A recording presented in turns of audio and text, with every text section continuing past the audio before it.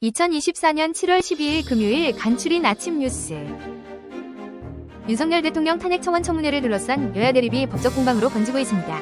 국민의힘은 민주당이 탄핵이중당으로 전락했다며 권한쟁의 심판을 예고했고, 민주당은 김건희 여사의 청문회 출석을 거듭 압박했습니다. 국민의힘 당권 주자들은 어제 두 번째 TV 토론회에서 한동훈 후보를 겨냥한 난타전이 벌어졌습니다. 더불어민주당에선 연임에 도전하는 이재명 전 대표와 일극제재를 비판하는 김두관 후보 간 당권 레이스에 막이 올랐습니다.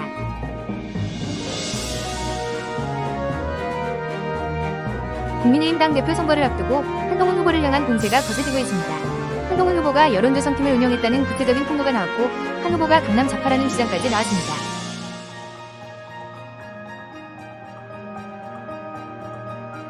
국민의힘 당권 주자들이 오늘 대구 경북 지역 합동연설회에 나섭니다. 최근 후보들의 폭로와 비방전이 소모적 공방으로 이어지면서 당 선관위는 적극 제재에 나서겠다고 경고했습니다.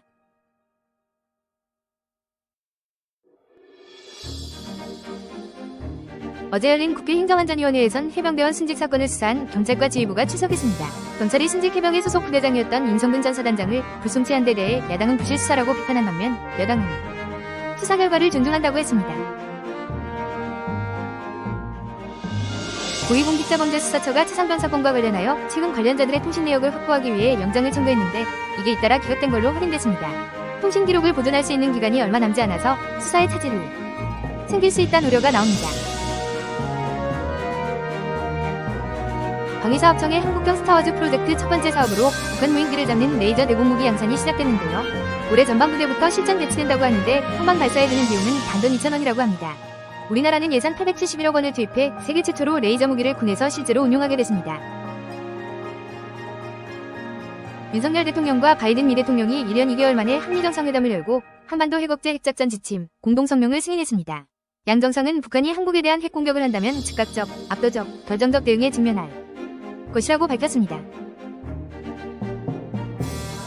나토 회원국 정상들은 이번 회의에서 북한과 러시아의 군사협력 강화를 강력히 규탄하고 중국을 러시아의 결정적 조력자라고 규정했습니다. 중국은 나토가 허위 정보를 유포하고 있다며 반발했고, 러시아는 냉전 시대로 돌아가고 있다며 강하게 비판했습니다.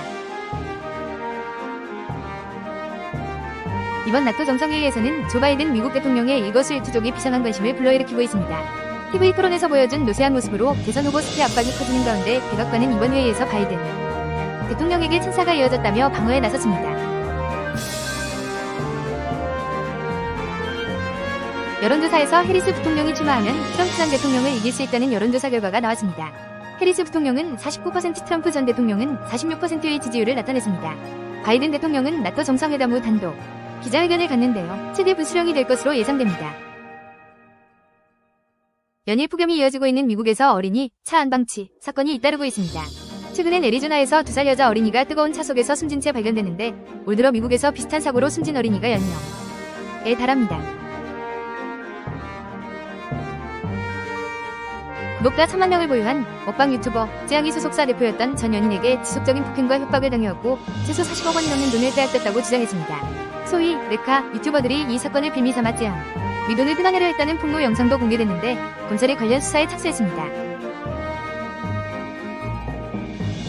제주도 한라산 중턱 상간도로에서 차량 넉대를 들이받은 운전자가 숲속으로 도망친 뺑소니 사건이 있었는데요. 운전자는 숲에서 하룻밤을 보내고 14시간 만에 붙잡혔는데 무면허였습니다. 사고 현장에서 10여 킬로미터 떨어진 곳을 배회하다가 시민의 신고로 붙잡혔습니다.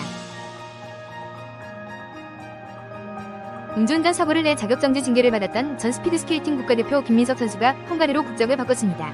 헝가리 빙상연맹은 스피드스케이팅 김민석과 시트트랙 문원준, 이렇게 한국 선수 2명이 귀화 절차를 마무리했다고 밝혔습니다.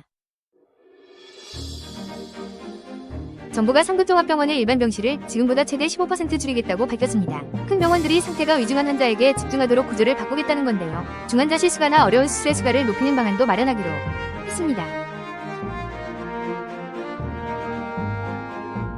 중국의 자율주행은 국가 지원하에 그야말로 날고 있고, 미국 테슬라도 중국의 인프라를 찾고 있는데요.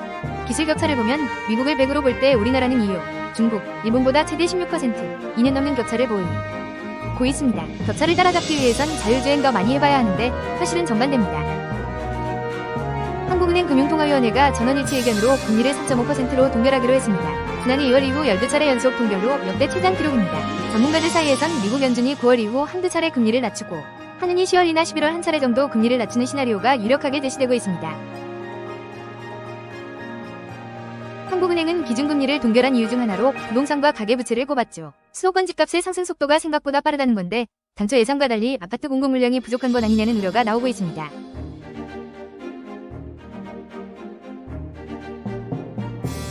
내년 최저임금이 시간당 1만 30원으로 결정됐습니다. 우리나라 최저임금이 1만 원대를 기록한 것은 1988년 최저임금 제도 도입 이후 37년 만입니다.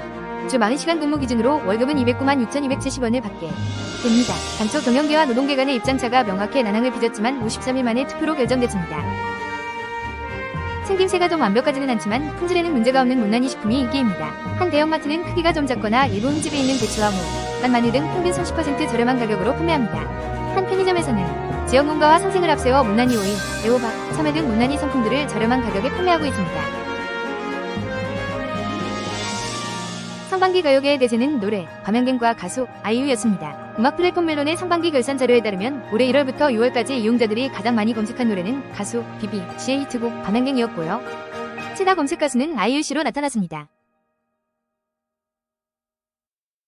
장마가 소강 상태를 보이며 무더위가 나타나는 가운데 곳곳에 폭염주의보가 발효 중입니다. 낮 동안 곳곳에는 강한 소나기가 내릴 텐데요. 내리는 양은 대부분 5에서 많게는 60mm 정도입니다. 낮에는 볕이 강하게 내릴지 몇 자외선 지수가 매우 높아지겠습니다. 주말인 내일 서울은 33도까지 오르면서 폭염이 이어지겠고 곳곳에 소나기가 자주 지나겠습니다.